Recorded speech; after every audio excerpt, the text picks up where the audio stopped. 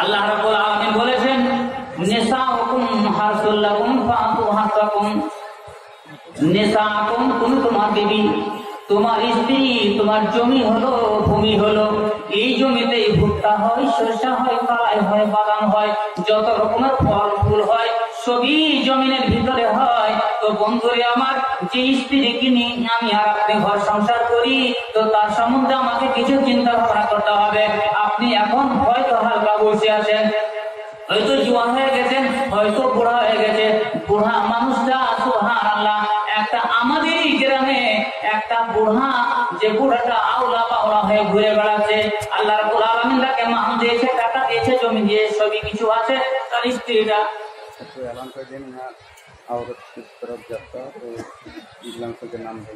আচ্ছা, মা বোনেদের কাছে মানে কয়েকজন যাবেন, যেমন মুরগি আদায় করার জন্য, চান্দা আদায় করার জন্য কয়েকজন মৌলভী সাহেব যাবেন। मौलवी मकबूल और ये मोहिबुद्दीन, मौलवी जमीर अंसारी, मौलवी नसीम अंसारी, मौलवी अच्छा, ये 4 आदमी है, जमील अंसारी और नसीम अंसारी। माशाल्लाह, ये 3-4 आदमी का नाम जो है कहा गया। इन्हीं लोगों के हाथ में, माँ बहनों से गुजारिश है कि इन्हीं लोगों को आप लोग पहचान दें, इन्हीं लोगों के हाथों में आप जो है अपना दान या सदका दीजिएगा।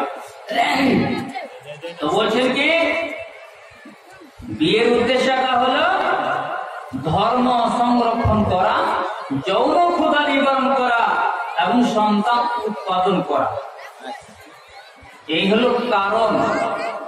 শুধু ছেলে জন্মে দেওয়াটা নয়, শুধু ছেলেকে জন্মিয়ে দেওয়া হয়। মেয়েদের ফজিলত পুরুষ অপেক্ষা, ছেলে অপেক্ষা মেয়েদের ফজিলতা অনেক গুণে বেশি আছে, অনেক গুণে বেশি আছে।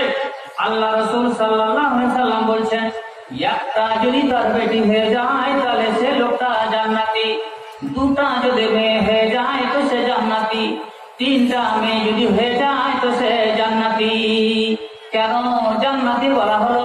একটা বকরির বাচ্চা যদি হয়, একটা ছাগলের বাচ্চা যদি হয়, একটা গায়ের বাচ্চা যদি হয়, ওই বাচ্চাটাকে লালন পালন করে বড় করে দেওয়ার পরে আপনাকে বিনা পয়সাতে এমনি এমনি তুমি তাকে ধার দিতে হবে, এমনি এমনি তাকে চালিয়ে দিতে হবে। একটা বেটিকে লালন পালন করতে গেলে যেমন পিঁজড়ার ভিতরে রাখা হয়, সেইভাবে তাকে লালন পালন করতে হয়। বেটিটা 6 বছর হয়ে গেল, 9 বছরের দেখার মতো হয়ে গেল। এই 9 বছর মেয়েটাকে তখন হেফাজত করার জন্য তাকে বুরকা দরকার আছে, একটা বড় কাপড়ের দরকার আছে, মাথায় কাপড় দিয়ে ঢেকে থাকবে, যেন সে আমার মেয়েটাকে কেউ ধরে না নেয়, আমার মেয়েটাকে কেউ দেখে না নেয়, আমার মেয়েটাকে কোন রকম কেউ প্রলোভন দিয়ে তাকে হাঁকিয়ে না দেয়। এই জন্য সব সময় মার বাবার কিন্তু খেয়াল থাকে, বেটিটাকে পাঠিয়ে দিলাম স্কুলে, স্কুল থেকে আসবে সুসন্ত হয়ে আসবে, আসার পরে তখন মেয়েটাকে দেখবো, দেখার পরে মনটা শান্তি হয়ে যাবে। বেটি আমার বড় হয়ে গেছে, এই বেটি বড় হয়ে যাওয়াতে আমার মনে একটা সব সময় জন্য একটা ঝটকা লাগতে আছে, হয় না হয় তুমি হয়ে যাবে নাকি। এই জন্যই আল্লাহ রাসূল সাল্লাল্লাহু আলাইহি ওয়াসাল্লাম বলছেন, বন্ধুরে আমার, একটা বেটি যদি তোমার হয়ে যায় তো সে জান্নাতি হয়ে গেল, 2টা হতে গেলে জান্নাতি, 3টা হয়ে গেল জান্নাতি, আর 1 ডজন যদি তোমার বেটা হয়ে যায়, যত জান্নাতের কোন সুসংবাদ দেওয়া হয়নি, জান্নাতের কোন খবর দেওয়া হয়নি। জান্নাত বেটি হলে, কিন্তু বেটা হলে জান্নাতের কথা পাওয়া যায়নি। হিসাব করে দেখুন। তাহলে এই জন্য আজকে আমরা এই পর্দাটা কেন করেছি? প্রত্যেকটা স্কুলে, মাদ্রাসায়, মহিলা মাদ্রাসা, girls elementary school, boys school, school আলাদা, ছেলেদের আলাদা, মেয়েদের আলাদা করা হয়। ছেলে আর মেয়ে নেগেটিভ আর পজিটিভ, একটা হারানাত, একটা হলো বুরুদা, একটা হলো ঠান্ডা, একটা হলো গরম, এদেরকে একই পাশে রাখা যাবে না, আগুন লেগে যাবে। এই জন্য বলছেন যে একটি ইলেকট্রন আর একটি প্রোটন, একটি ইলেকট্রন আর একটি প্রোটন, এরা এক অপরে মিলে থাকতে পারে না। একটা হলো চুম্বক ধর্মী, একটা হলো বিদ্যুৎ ধর্মী। নারীর কাছে আছে চুম্বক, পুরুষের কাছে আছে বিদ্যুৎ, কাজে এদেরকে আপসের জায়গাতে রাখা যাবে না। আমার হযরত ওমর রাদিয়াল্লাহু তাআলা, দেখুন একটা জিনিস আমরা ফলো করি, একটা জিনিস ফলো করছি। তোমার ভাষায় কহ, কোন কথা বলছে? তোমার নিজের ভাষায় কহ, লোকলা বিষয় না কি শুনবে? আমার যে বন্ধু আছে তোমার ভাষায় কহ।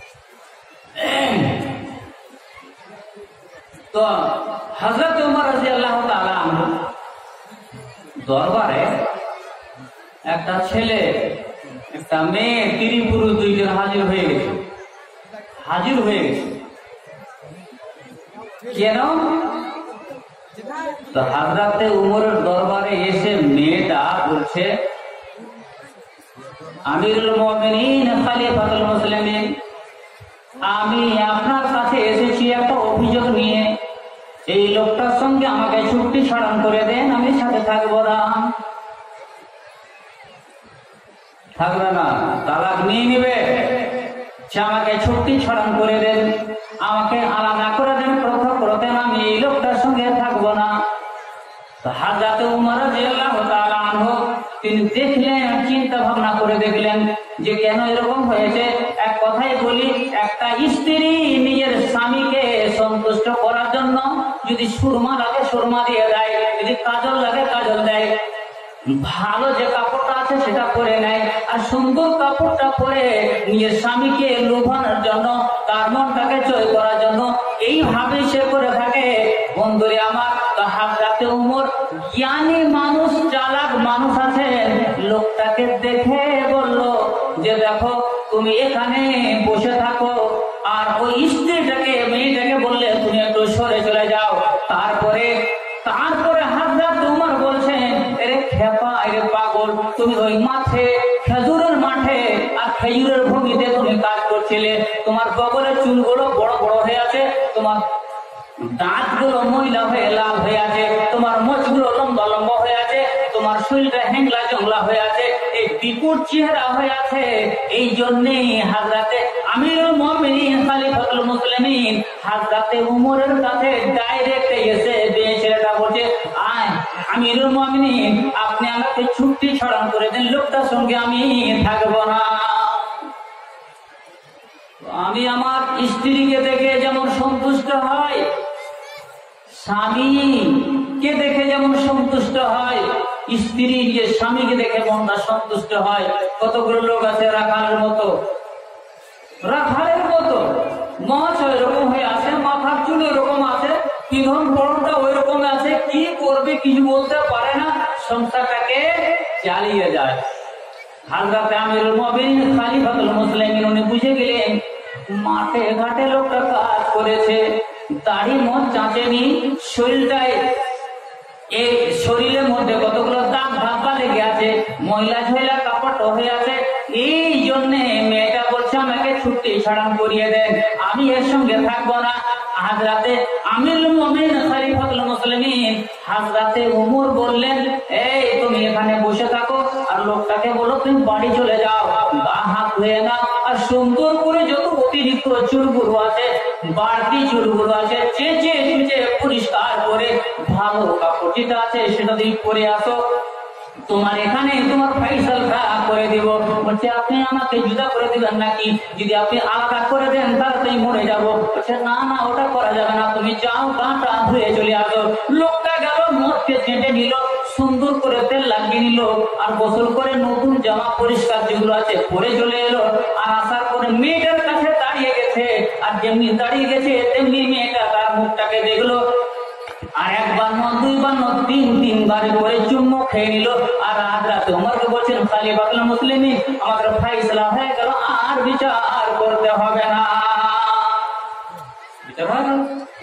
হিসাব করে দেখুন, হযরতে খাদিজা রাদিয়াল্লাহু তাআলা আনহা বলছেন, আমি যদি বৈশাল হয়, হযরতে খাদিজা বলছেন, মা রাগিবতু ফীকা ইল্লা বিখাসলাতাইন, একটা মেয়ে ছেলে একটা ছেলেকে বিয়ে করবে, প্রস্তাব এসেছে, খবরটাও জানে, নামটাও জানে, তোলা গ্রামটাও জানে। এবার সে কিন্তু চিন্তায় পড়ে গেছে, অমুক ছেলের সঙ্গে আমার বিয়ের কথাটা এসেছে। তো এই বিয়ের কথাটা আসার পরে মেয়েটাও চিন্তা ভাবনা করে যে লোকটা লাঠু আছে, লোকটা কাজের আছে, শিক্ষিত আছে না মূর্খ আছে, লোকটা সৎ আছে না বেঈমান আছে, লোকটার ভিতরে কিরকম ক্ষমতা আছে, আমাকে নিয়ে চলতে পারবে কি পারবে না, এই কথাটা মেয়ে ছেলেরাও ভাবে। কিন্তু বাধ্যতামূলক মার কাছে, বাবার কাছে, ভাইয়ের কাছে, কাকার কাছে তারা বলতে পারে না। কিন্তু ও চাইছে আমি যেরকম আছি আমার জড়িদারটাও যেন ভালো হয়।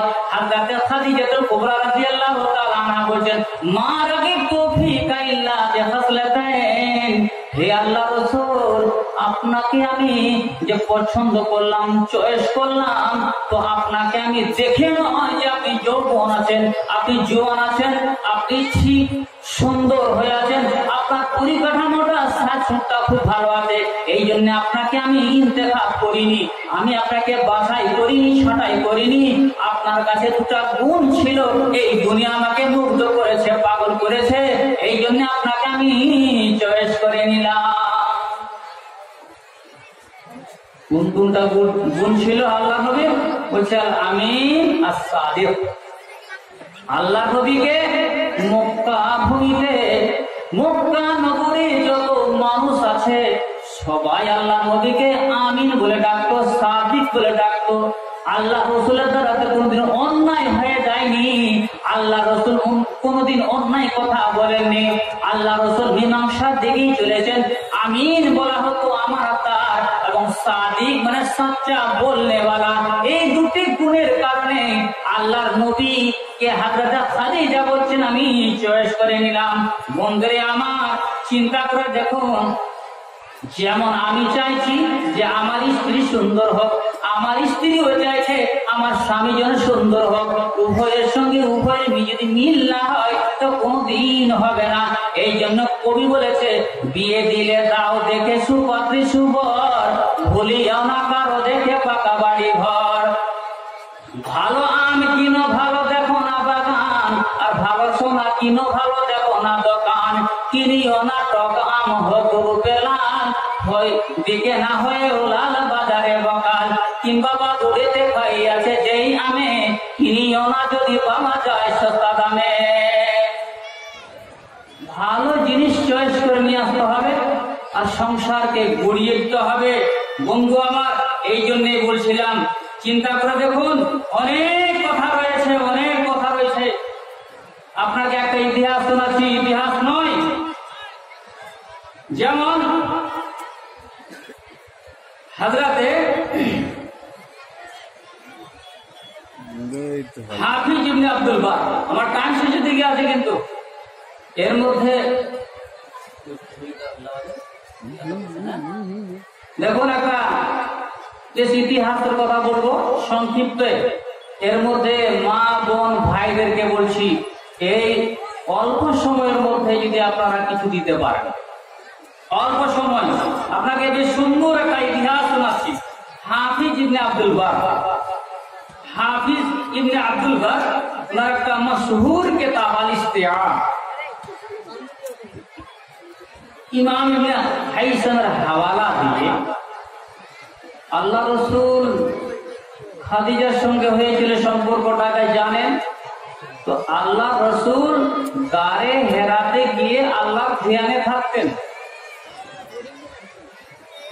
ওখানেই থাকতেন, আর ওখানেই আল্লাহ রসুল ভয় পেলেন। প্রথম যেটা ওহী এলো,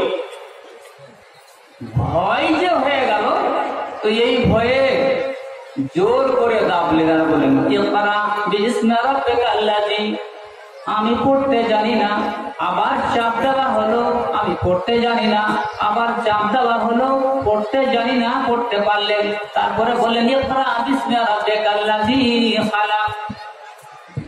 আল্লাহ নবীর দ্বারে হেরা থেকে কাঁপতে কাঁপতে কাঁপতে কাঁপতে বাড়ি চলে এলেন। তারপরে এসে বলছেন জাম্মিলুনি জাম্মিলুনি জাম্মিলুনি, খাদিজা আমাকে তুমি উড়িয়ে দাও, কবর উড়িয়ে দাও, গায়ে কাপড় জড়িয়ে দাও, তুর করে বই বুকটা আমার কাছে থামতে পারি না, তুমি আমাকে চাদর উড়িয়ে দাও। হযরতে খাদিজা উড়িয়ে দিলেন, শান্ত হলেন। তারপরে এই কথাটা থেকে গেল।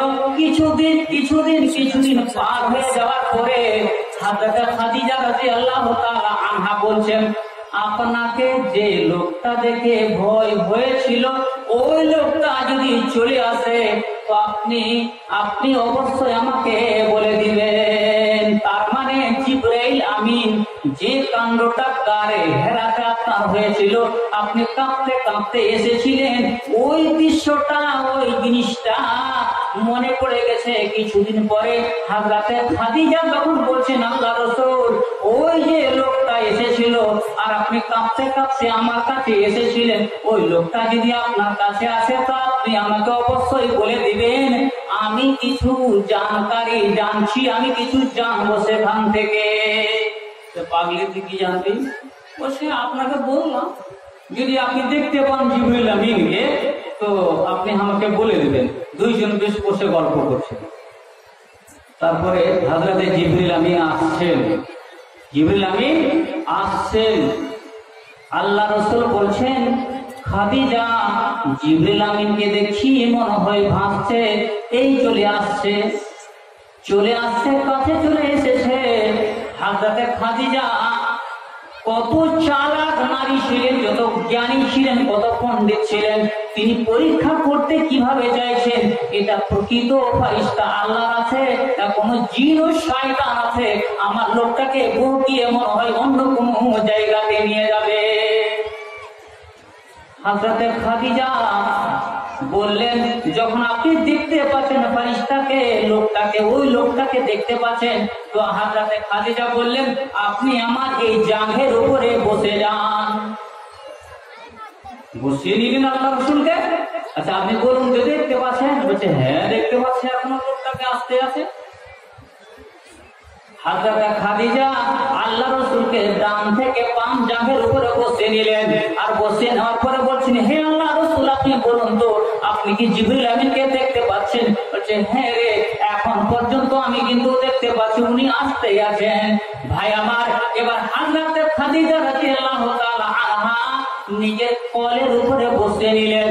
আর কোলে বসিয়ে নিয়ে নিজের ছেলেকে যেমন বসিয়ে নিতে হয়, এমনি নিজের কোলের উপরে বসিয়ে নেওয়ার পরে বলেন, আপনি একটু চাকিয়ে দেখুন তো জিবরিল আমিন কি আসছেন কিনা, ওই লোকটাকে আপনি দেখতে পাচ্ছেন কিনা। বলছে, হ্যাঁ রে, হ্যাঁ, এখন পর্যন্ত আসতে আছে, কাছে চলে এসেছে, অনেক কাছে চলে এসেছে।